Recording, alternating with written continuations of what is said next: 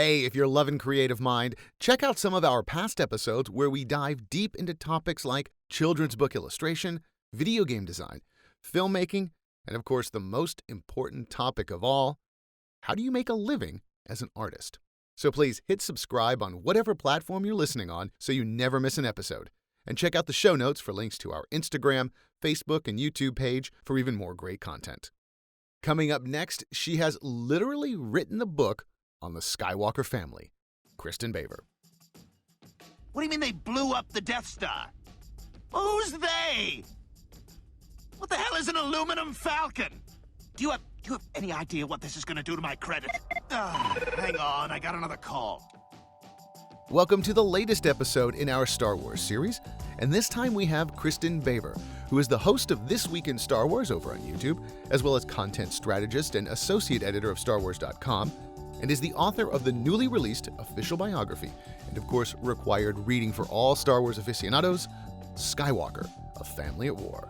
Available now at bookstores, I actually get to say this, all over the galaxy. Kristin spent over a decade working as a hard news journalist, meaning she covered everything from car crashes, floods, and the drug trade, but was able to take her love of Star Wars and turn that into a career. And that is the key topic of this episode, taking a love of something, even a fandom, and finding the path to work in that arena successfully, and of course, professionally. So, take some notes and enjoy our talk with Kristin Baver. I was literally a card-carrying member of the Star Wars fan club when I was a kid. And I say that in the most literal sense because I fell in love with the movies. I think my dad probably introduced me to them because my dad introduced me to sci-fi in general. I remember being 4 years old and sitting with him on his recliner, and we would watch Star Trek: The Next Generation when it was in syndication. So we would watch that together, and I was little enough that I could just kind of like squeeze myself into that chair with him, and we would watch it together. And this was also, I was young enough that it blew my mind when I realized that the guy from Reading Rainbow was an actor who had other jobs. Like, I had no idea LeVar Burton did anything besides read me books on TV, but here he was as Geordi LaForge. And so, like, it was fascinating to me to discover that, you know, I liked Star Trek. I was really interested in the stories, but also, oh, these are actors and they're playing these roles. And okay, so there's a whole aspect of it. The first convention I ever went to, I was 9 years old, and we went to a Star Trek convention. And I met James Doohan, who was the original Scotty on the original series. And I was 9, so I don't really remember the interaction. I remember more of like a feeling of being there and how cool it was, because back in that day it was pre-internet, and just discovering that there were so many people besides me and my family who liked and, you know, like really liked Star Trek, and we're all here, and some of the actors even came. Like, this is amazing. And so it was after that that I discovered Star Wars and just really fell in love with that, and, you know, collected the action figures. And, you know, that is the big gateway, I think, with Star Wars with a lot of kids, that, you know, I was lucky enough to grow up in the time when we had Star Wars on tap, on VHS, where you could watch it again. You know, it wasn't just you watched it in the theater a bunch of times and then it left. But the action figures are still just such an important part of bringing those stories into your house and allowing you to continue to think about, you know, what these characters are up to, and have that creativity and have that play. And so I discovered Star Wars. I really fell in love with Star Wars. I remember my parents got me a subscription to the Star Wars Insider magazine as part of a fan club, official membership to the official fan club. And I signed that little membership card and I put it in my wallet. It's not official unless you sign it, but I put it in my wallet, and I can't remember which wallet it was. I wish I had that detail, but I just remember that, like, I didn't have anything else really in that wallet, like maybe like a $10 bill and this card, and I would carry that around like as if someone might ask me, like, are you really a Star Wars fan? Hang on, here we are, here's my membership, I got it. For sure, I was a huge Star Wars fan. I absolutely adored Star Wars, and it was one of the things that, especially when I worked in news, was kind of my release valve. I would work in hard news all day, and it would be sometimes really emotionally taxing. You know, you get some very serious, heart-wrenching stories, and in the news that I was covering, a fair amount of car accident fatalities, drug overdose deaths, drug stories, prison visits, all kinds of crazy things. And The super happy fun time stuff. the super happy fun times, yeah. And so at the end of the day, one of the things that I would always kind of come back to as a way to get my mind off of that was Star Wars, which is how I ended up starting to think, hey, if it's bringing me so much joy to watch Star Wars, maybe I could write about Star Wars, on the side. Because I am also a workaholic of a stripe, and I love to be busy, and I love to be writing, almost every single day of life. So when I was working in journalism, full-time, 40 hours a week, and I was starting to think about what else I might want to do as a writer and with my career. And so I was starting to dabble in all kinds of things, and some of it was magazine writing, and some of it was actually beauty writing for some websites, just very different types of writing that were quite a detour from what I was doing with journalism. And then I hit on being a freelancer over at StarWars.com, and that just kind of really opened a whole new world for me in terms of ways that I could use my journalism skills in entertainment writing that wasn't entertainment writing in the strictest sense. Because there's a difference between entertainment writing and what you're doing, correct? I believe so, yeah. Okay. And I think there's a huge difference between regular journalism or general news journalism and entertainment journalism or any kind of niche like that. But I also think there's a big difference between what I do now and what someone who's writing for Variety or The Hollywood Reporter does. Because for sure, I work for Lucasfilm. I am not an unbiased party coming to the table to talk about the latest film or to interview people. We do get to interview some of the talent. We do get to interview some of the directors. We do get to do those types of stories that are very journalistic. But at the end of the day, we're not an unbiased party because the call's coming from inside the house. Do you consider yourself in the world of PR, or do you consider yourself in the world of journalism? I consider it sort of a foot in each boat, because I think what we're doing on the site is primarily marketing-minded journalism, I would call it, where what we're writing about is often kind of tinged with the news of the latest trailer or the new key art or posters that were just released for the most upcoming film. So it has that kind of news slant to it, but also, of course, we're making these decisions hand in hand with the folks who work in publicity and work in PR. But then on the flip side, a lot of what we're working on the website is more reflecting the Star Wars fan community and talking to cosplayers and spotlighting fans who have amazing Star Wars tattoos, who have committed their love of Star Wars, into ink onto their body forever and ever. And I think that is a little bit more of the community journalism that was in my background, where there's no reason we need to talk to any of those folks. There's no PR reason to put that information out on the website at any given time. But we feel like it's really important to celebrate that aspect of the fandom and to keep StarWars.com, especially the news and blog section, feeling like a reflection of the Star Wars fan community and what we all love about Star Wars and what's resonating for us, and not, strictly speaking, what in the, last 20, 30 years might have been a website that popped up specifically to give publicity to a new movie and then would disappear after the movie's, home end window. It's got to be an interesting way of working if you're writing somewhat in a closed ecosystem where you have a massive fan base that is going to read your work when you have a large power behind you. What is it you're doing that is different than when you're writing for journalism per se, or writing for a newspaper? Where's your mindset coming from that? I think largely my mindset is the same. I'm very aware that, at the end of the day, because I work for Lucasfilm, we want you to see our movies. We want you to, subscribe to Disney Plus. We want you to engage and with all of the great storytelling that we're putting out there. But when I worked in journalism, an insult, I guess, we would often get was, well, you're just trying to sell newspapers. And that wasn't really an insult to me, because, yeah, we wanted you to buy the newspaper because it kept us employed, because it kept us able to tell those stories. So in that way, I feel like they're kind of very similar in terms of there's a marketing aspect, a kind of sales aspect to both of them. But certainly as a writer on the ground, I'm not typically thinking about that in either of those jobs. You know, I'm not thinking, oh man, yeah, we got to get more Disney Plus subscribers. You know, I'm just thinking like, what would be fun to talk about today? Let's do 10 best Obi-Wan Kenobi quotes. You know, And in reality, that's not unlike your daily newspaper, where every day you got to put out content sure. by the bucket load.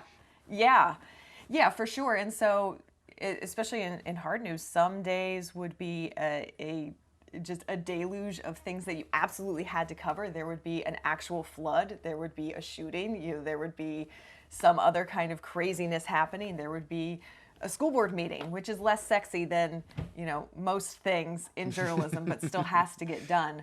You know, hard news journalism, it's, you know, it's difficult, it's important, it's heavy work. And when I first transitioned into my current role, and, you know, I was moving from being a journalist and being a reporter be such a big part of my identity, and moving into, you know, my role as a content strategist and editor over at StarWars.com, which, you know, is lighter. You know, for the most part, we just get to talk about how much we love Star Wars every day and look at this cool new Star Wars stuff. Like, what a relief. Right? Yeah, it's not anywhere near having to knock on someone's door 12 hours after they become a widow and ask them if they want to talk to you about their dead, you know, husband. So in that way, you know, yeah, it is a lot lighter for sure. But when I first started, we were at a company meeting, and, you know, I was still, I think, grappling with that identity transition of having been a reporter for so long. I am a journalist. This is who I am. And then, you know, taking that hat off and then starting to work over at Lucasfilm, I was excited and so proud and humbled by the opportunity. But I also felt, you know, a little bit of longing for that hard news. And we were in a meeting, and Dave Filoni got up, who, if nice you may or name may drop. not know, I know, boom, yeah. Dave Filoni got up to talk to us at our meeting. And, you know, Dave has worked for Lucasfilm for many years. He is, you know, one of the most recognizable people probably there, because he studied literally at the knee of George Lucas as they were working on Star Wars: The Clone Wars together, you know, and now he's working with Jon Favreau on The Mandalorian and so many other things in between. But Dave Filoni got up at a meeting, and he was talking about, you know, what we were working on in the future. And one of the things he said was, stories are important. And I'll paraphrase him beyond that, but, you know, what he was really saying was that the work that we do, even though we're not curing cancer or fighting fires, or, you know, in my mind, we're not covering the big important, you know, hard news that a journalist should be covering, we're doing something equally important and of value by providing the world with these stories. And I thought that was just really eye-opening, because it made me view my job in a much different light, I think, from then forward. That, you know, he's absolutely right, because when I was a journalist and I was retreating kind of into that world of Star Wars in my off hours, because that was an important way to kind of heal from some of the things I was witnessing in the world and some of those secondary traumas, you know, but I needed someone, I think, to tell me that and to say, no, this work is also important. It's important in a different way. It's important for people to have this modern mythology, to have these stories. What's that like to be a fan and also get a paycheck that's got George Lucas's picture on it? So it doesn't have George Lucas's picture on it, sadly. Oh, God, I know, that would be amazing. What a rip. Although when I was a freelancer, my very first paycheck had a little Mickey Mouse on it, and I thought, this is a weird life. this is a turn of events. Done and done. I feel so lucky getting to do what I get to do, because I was a fan first, and now that Star Wars is over 40 years old, I think most of the people working on it today were fans first. You know, very few people, and they're retiring more and more now. You know, if they still work with ILM and Lucasfilm, and they were there at the beginning, you know, they're done. they're retiring, and so most of us who are working on it now, you know, came into it by way of seeing it in the theater first. You know, not as, oh, this is a job. But I think as a fan who has the good fortune of doing this as a job, you do have to kind of separate those two identities a little bit for yourself. At least I do, in terms of, yes, I am a fan, but when I'm doing the work, I'm also thinking about the brand and the company, and I have to separate out a little bit from what I might want as a fan, versus the story that I need to tell as an employee. It sounds quote unquote easy because you have so much to work with. For what you're doing, do you consider yourself an advocate or an evangelist for Star Wars? Oh, I think both.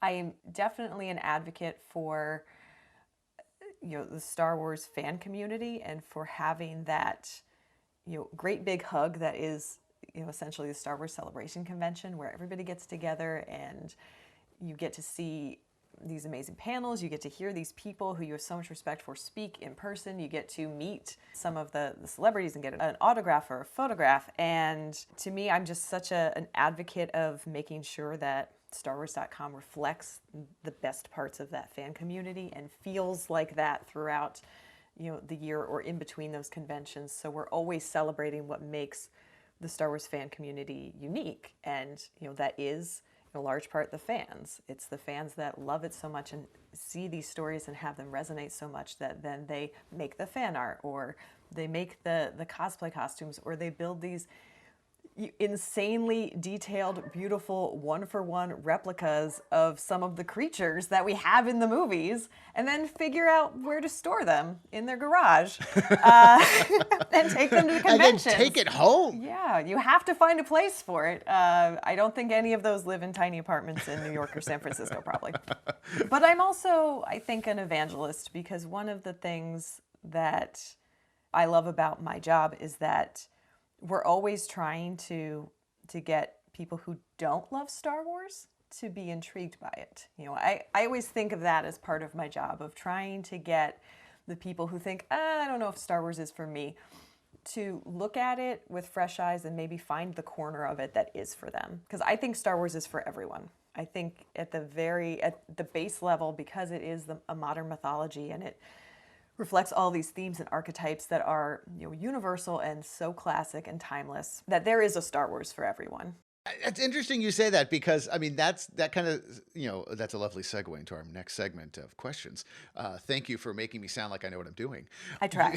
Please keep trying. But your job, and I really want to talk about this as the job, because that you can have a job doing this. For a lot of young people, like, how do I get a job doing something I love? And for a lot of us who are older, like, how do I get a job doing something I love?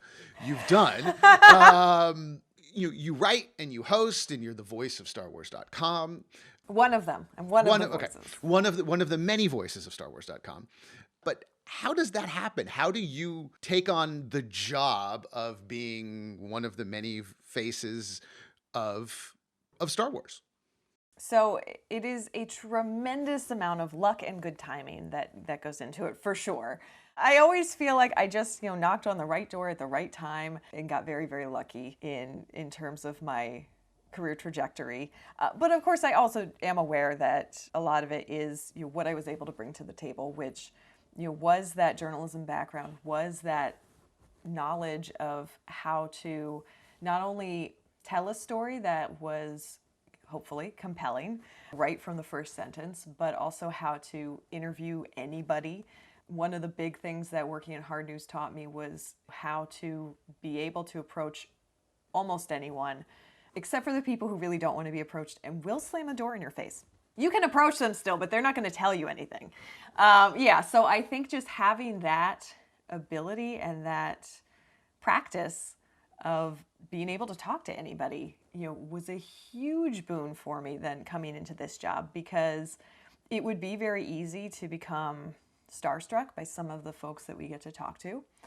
And I can't remember who told me this very early on, but one of my first gigs for StarWars.com, probably about 6 months into me writing for the site, was Star Wars Celebration Orlando in Orlando, Florida.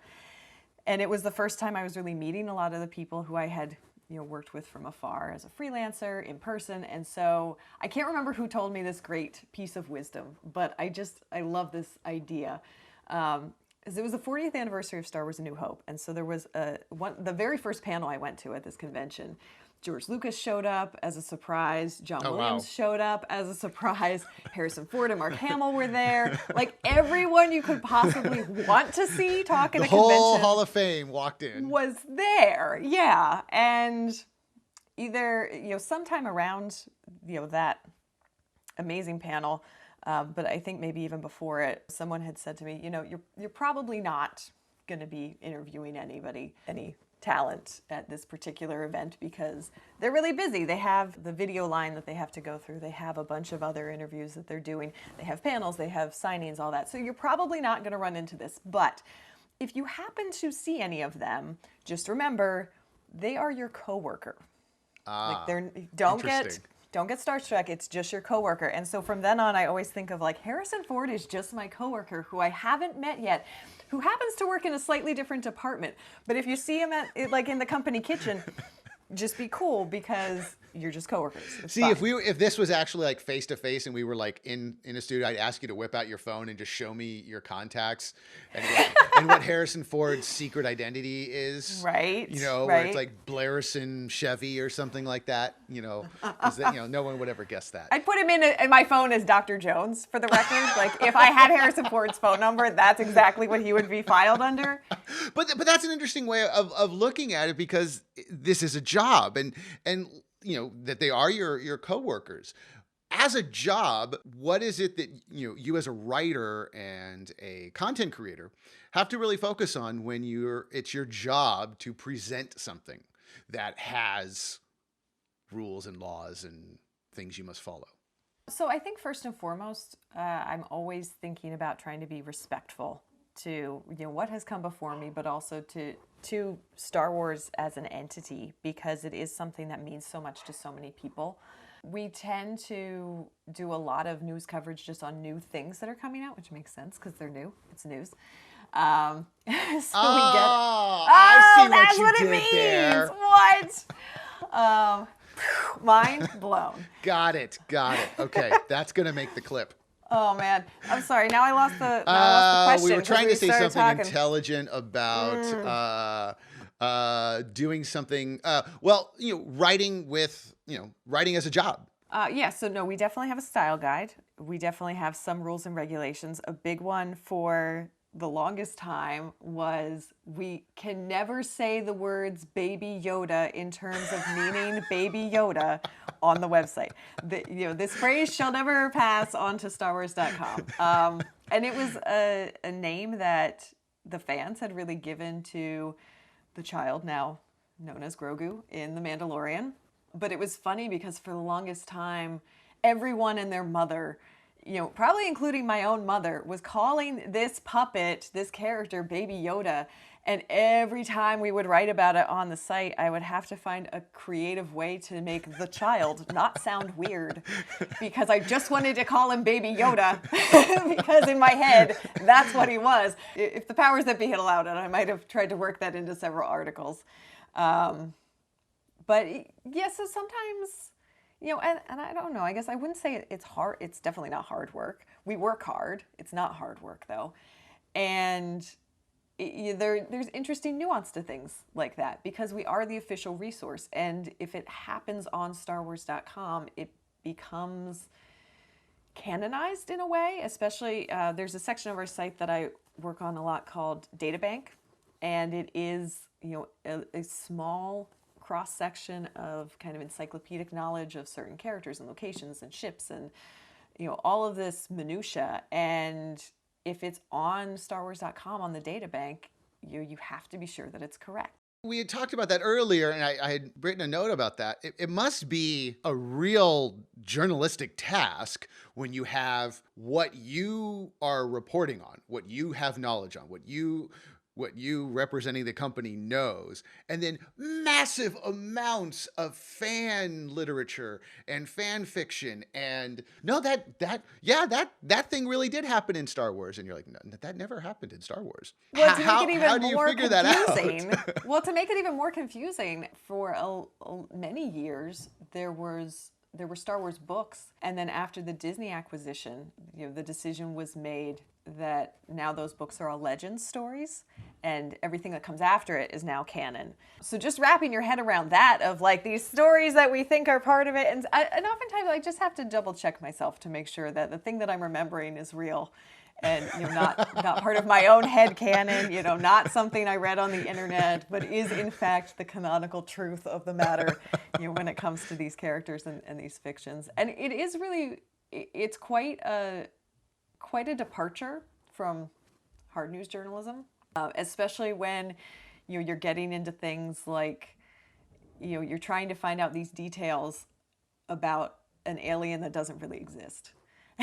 So like, I need to know how tall Chewbacca is, but it's not like there's any kind of public record resource that I can go to that's like, here's all the Wookiee heights for you.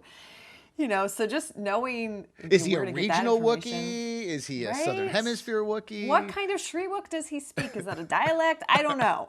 I don't have Is the it answer just to that. shampoo, or is it conditioner and shampoo? Is he leaning in? Okay, actually, we did cover some of his hair products in one of our books, and it is one of the greatest things to me that there's a whole sequence where Chewbacca, I think it's in the Solo a Star Wars Story novelization, but there's a whole sequence where Chewbacca borrows products from Lando Calrissian, and I was like, of course Lando Calrissian has amazing product.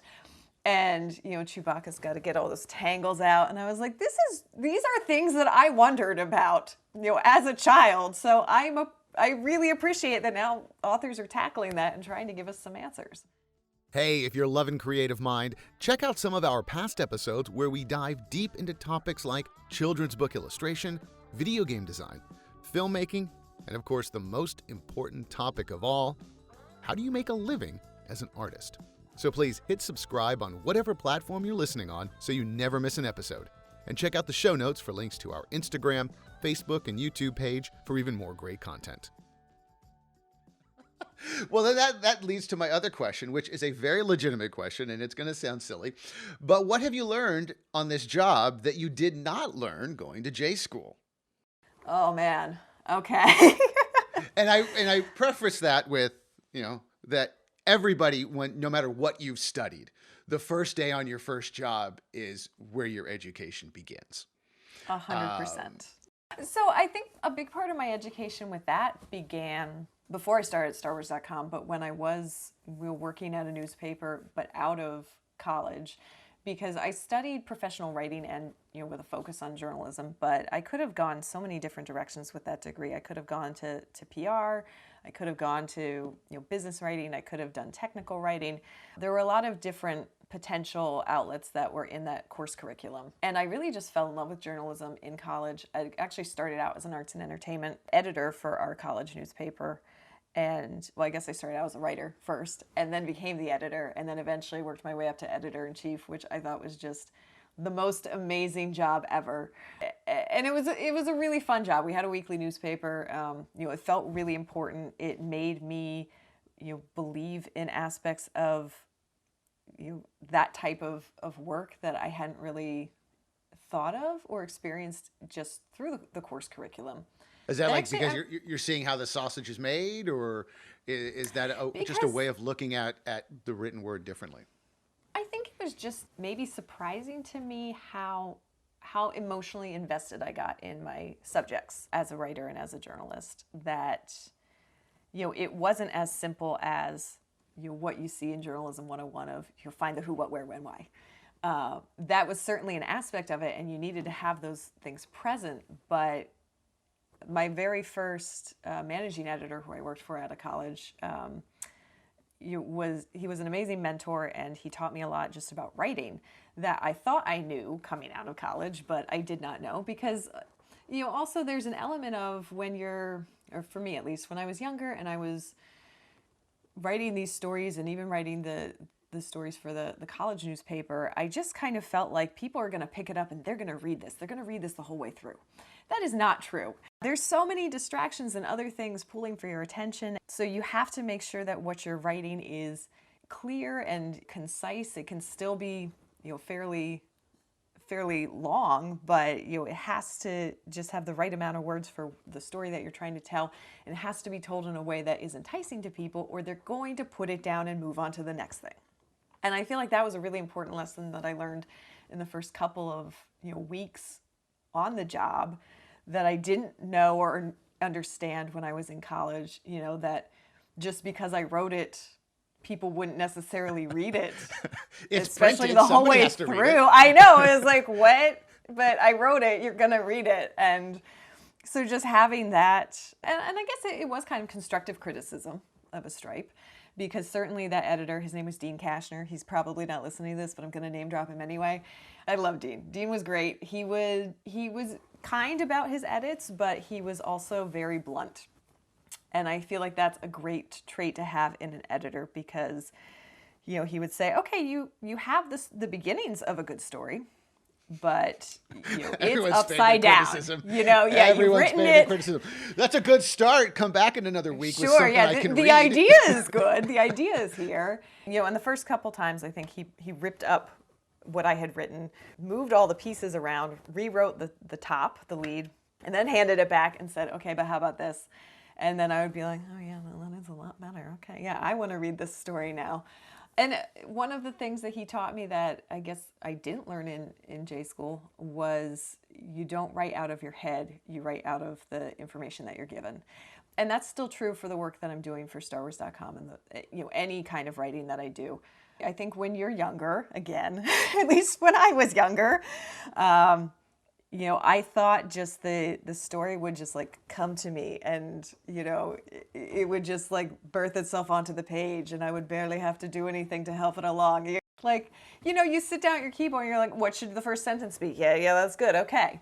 Let's start with a question. That is like one of the big things a lot of young writers do, like every story. Let's start with my personal experience so that I'm at the top of the story, so you understand that I wrote it. Yes, yeah.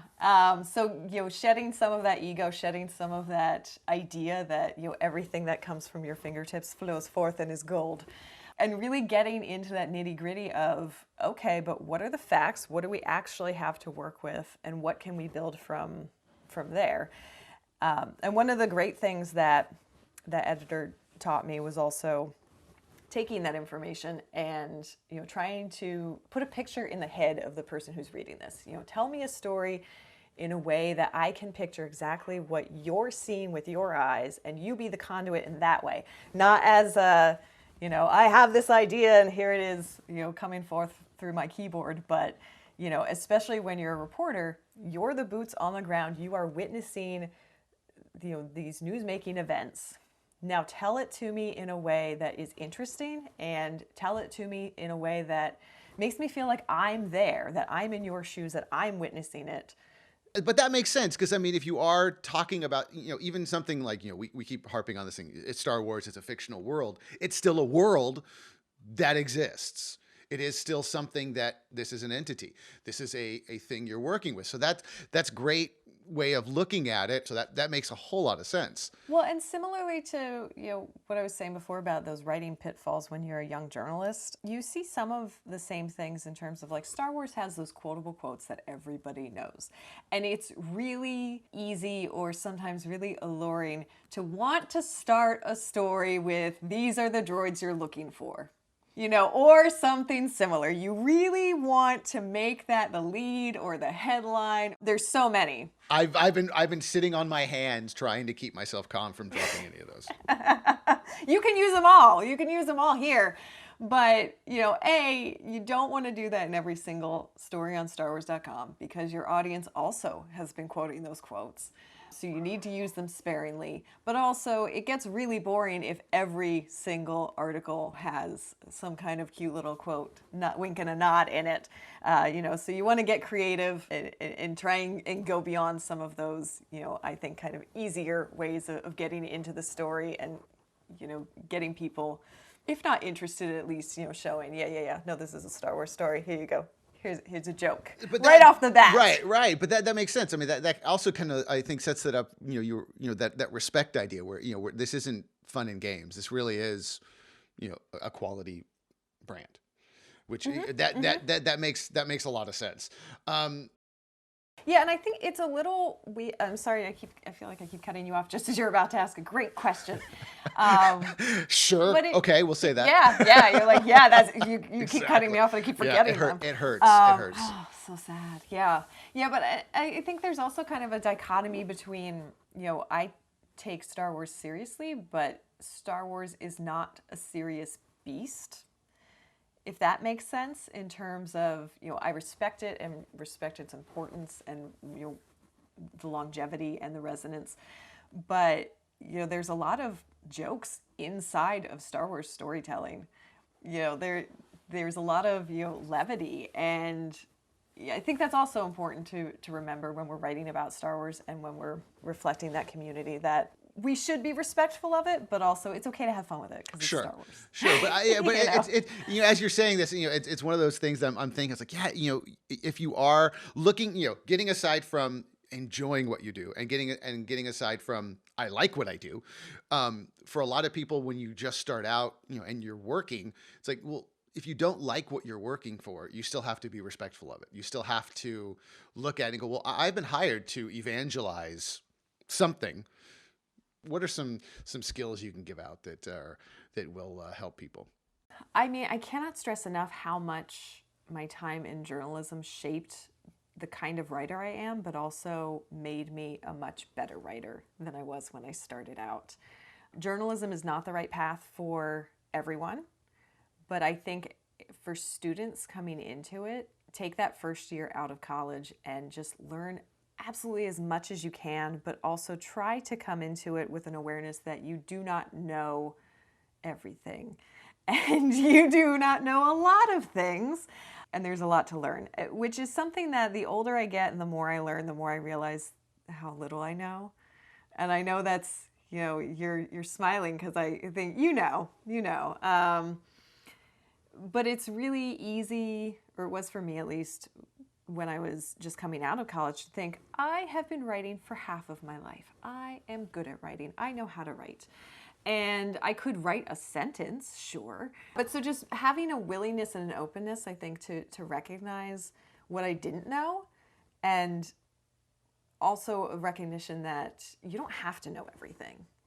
And maybe that's the best gift that journalism actually gave to me, was so often I would plunk down into a story or, a scenario, and I wouldn't know anything, and I wouldn't know where to get the information, and I wouldn't know who to talk to, and I wouldn't know anything about the topic. And I'd just start asking questions and asking around and doing the research and finding that information out, because I knew I had to be the person who was going to explain it to people at the end of the day in a way that was succinct and made sense to them. So I had to understand it thoroughly and wrap my head around it if I hoped to deliver that kind of story that would be meaningful and would be clear. And so those skills still come into play in every kind of writing I do. It comes into play at the site. I just recently wrote a book, my first book ever, which is a biography of the Skywalker family. And it actually came into play there too, because I know Star Wars very well, but I still don't see myself as a Star Wars expert. I see myself as a student of Star Wars. And when I sat down to write that book, I thought, I have seen all of the movies many, many times, but I need to rewatch them all over again, and I need to take notes, because this time I'm looking specifically for the biographical elements. I'm looking specifically for how this set of characters was feeling in these different moments. I'm looking for nuance. I'm looking for details that maybe I didn't see in the past, because every time I watch a Star Wars movie, I see something in the background at least that I've never noticed before. And so just trying to come to it with fresh eyes was very reminiscent to me of being a journalist and coming into something. And even if I kind of knew some information about the topic at hand, trying to kind of dial it all the way back down to zero and say, okay, if I am completely coming at this fresh, because your reader might be completely coming at this fresh and know nothing, how do I explain it and build it from the ground up? Well, I know we're kind of short on time, but that's something I wish I would have asked you earlier. But I can talk longer too. Okay, Okay, that's fine. I know you're gonna dial it back to like 45 minutes, and I hope it's 45 minutes that makes sense. 7 parts. We'll go 7 parts. 7 parts. I think Okay, this is a whole series. But how do you write a biography for fictional characters? Right? And how do you not just go, I know the better story here, and I'm just going to put it in. Were you interviewing the actors to get their take on things, or? Nope. Nope, because it is a biography of the fictional characters, you're really just relying on the storytelling that already exists, showing these characters and the books that are already out there. And you're essentially kind of taking all of the events that are in the movies, or in the animation, or in the books, or in the comics, or in some of the video games. So you're taking all of this content and you're trying to boil it down into a biography. And I watched a lot of The Crown. And then I read some biographies, and I read some Joseph Campbell, and I read some Carl Jung, because that was what George Lucas was reading when he was starting to write Star Wars at the very beginning. One of the big things I learned was just how smart George Lucas is and was when he was writing this, in incorporating all of these archetypes, but not always in the way that I had seen them in the past. Which is to say that a lot of his characters embody several different archetypes at different times, because they are, living, breathing, growing, evolving characters. I just tried to treat these fictional characters like they were real people, and tried to give them compassion, and tried to tell their story as pretty much as if I were a journalist who knocked on their door and said, "Hey, here, your family's pretty important. Can you tell me about them?" And then tried to lay out that story. Is Luke in?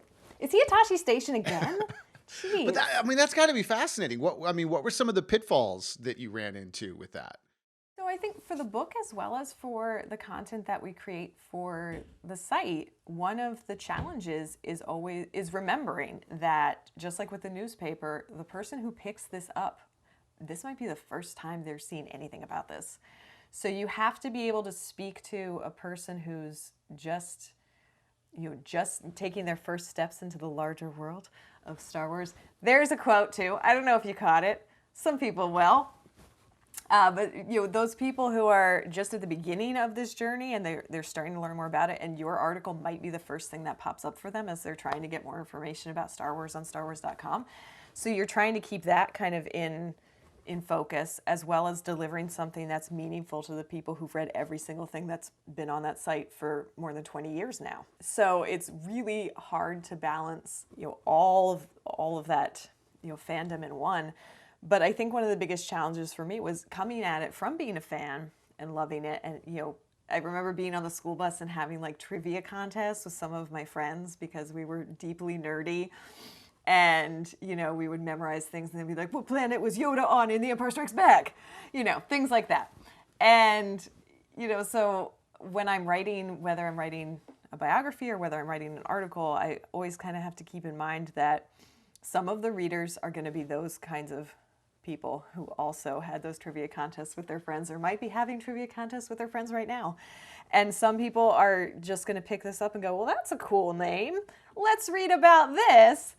And, maybe they've seen a Star Wars, maybe they've only seen one, maybe they've seen zero.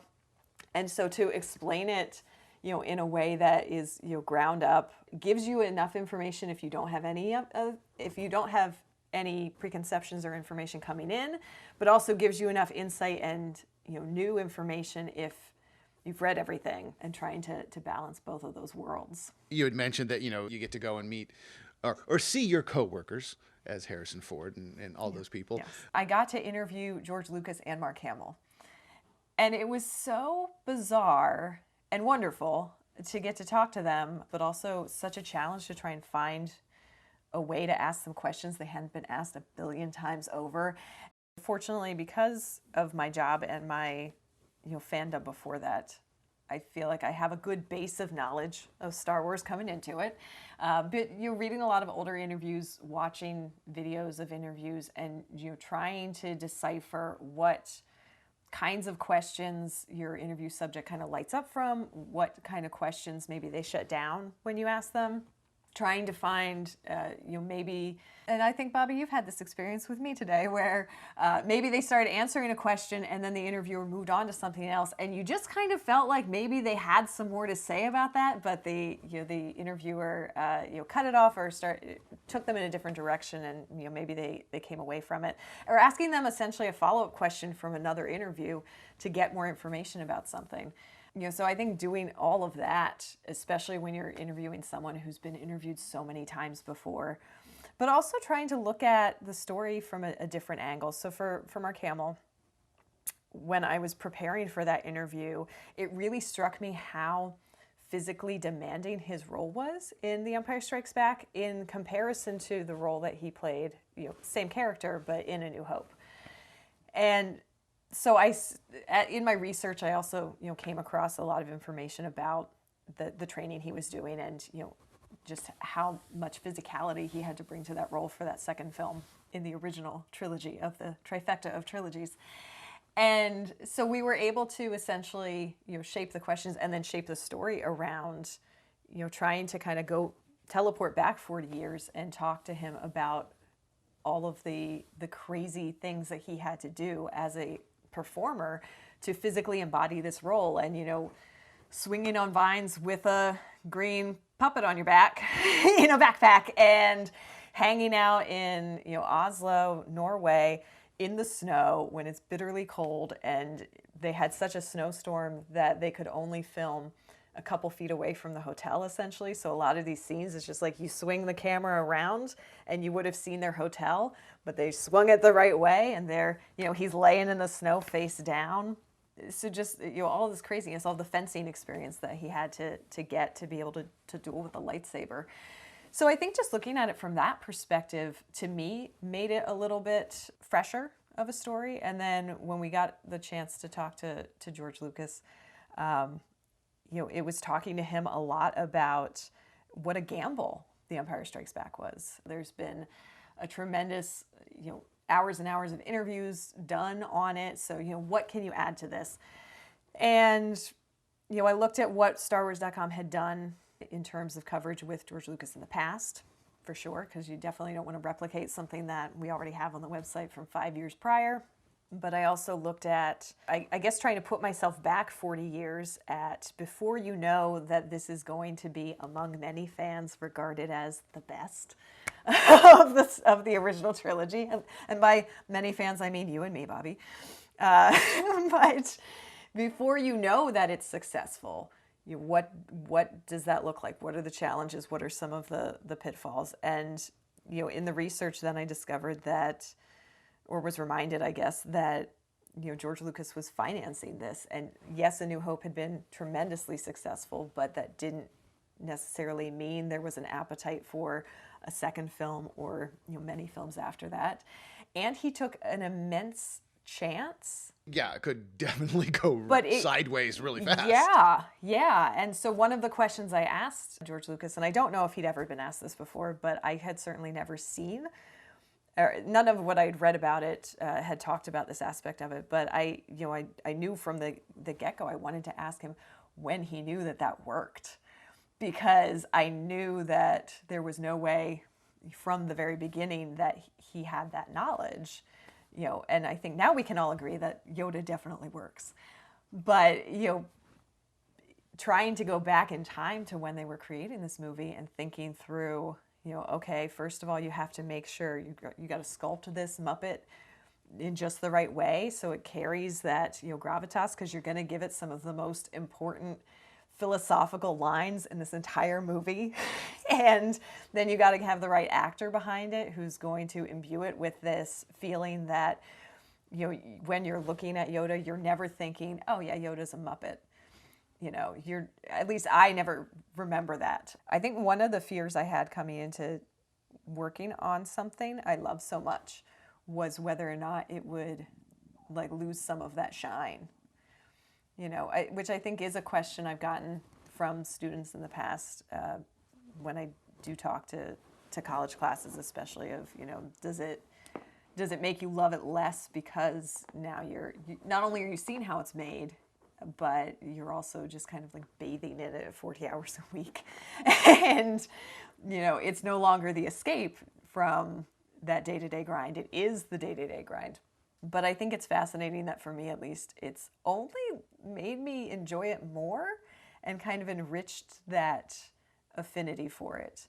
Because now I know some of the people who work so hard to create what we're creating now. And I see everything that goes into making the simplest t-shirt design to the films, which are just an amazing feat of technology and cast and crew and talent and, directors and producers and, just everybody coming together to create that singular vision. So it hasn't dampened my love for it at all. When you're transitioning into the world of television and visual media, what were some of your experiences on the hard stuff that seems so easy but is really complicated, like red carpets and things like that? What was that like? Yeah, so I had never been to a red carpet event, surprising, during my time as a hard news journalist. And a month into me working at Lucasfilm, we released Solo: A Star Wars Story. And I had the chance to go down to the red carpet and cover it for StarWars.com and talk to the fans that were lining that red carpet for the event. And that was such a weird, it was such a weird experience, but also I think kind of a moment of when you look back at your career, but even when you're in that moment, you're thinking, oh, I have made it. This is the stuff. All these flashes are for me. Sure. So the funny thing about covering a red carpet is you have to blend in well enough that it looks like you belong on the red carpet in some way, shape, or form. So you have to have a fancy dress, nice suit, whatever. But no one is looking at you. No one cares that you are there. So you also don't have to be wearing Oscar de la Renta. It's fine if you just picked up something from the fancy section at a department store. It's okay. It's okay if it's just a black dress. A black dress will do. It's just you can't be walking around in jeans. Just came from work and just waltzed in there. Where's the evening gown section here at Ross? Right. Yes, I need that. A caveat though, unless you are George Lucas, and then you can wear whatever you want to a Star Wars premiere. Whatever you want. No one's going to judge it. No one's going to ask you anything. Everyone is looking at you. It's fine. So my first month in, I was on a red carpet covering things, and George Lucas walked by me. And I don't get starstruck, and I don't think I looked, I hope I didn't look particularly starstruck in that moment, but I remember distinctly thinking control your face, control your face, control your face. It's just a coworker, it's fine. It's fine. He's the whole reason you have a job, but it's okay. All right. We're just going to move off to the side. And then later that night, I got to see the movie in a theater where, I was up in the balcony area, but, George Lucas and his guests and Ron Howard, the director, and his guests and the actors were all sitting, and I could see them from the balcony. And I remember thinking to myself, I'm going to watch a movie with George Lucas and Ron Howard right now. That's what my job is. That's how my life has gone. So there you have it. What a career looks like in something you actually love doing. Kristen, who really had some great advice there, and please do head out to your local bookstore and pick up a copy of Skywalker: A Family at War. It's really a fun read, and it's still really hard for me to get my head around how Kristen actually has the job of creating a biography for a fictional character. And this is the dream of so many creatives, is to create their own world. And as more and more art and design career opportunities arise, employers are on the hunt for the next generation of talented and, of course, skilled creative professionals. At Academy of Art University, you will get the work-ready skills that employers want. You can study on-site in downtown San Francisco or anywhere in the world with our online programs. To request information about our 40-plus areas of study in art and design, filmmaking, game development, and more, visit our website at academyart.edu/creativemind. I'm Bobby Brill. Thanks for listening to this episode of Creative Mind.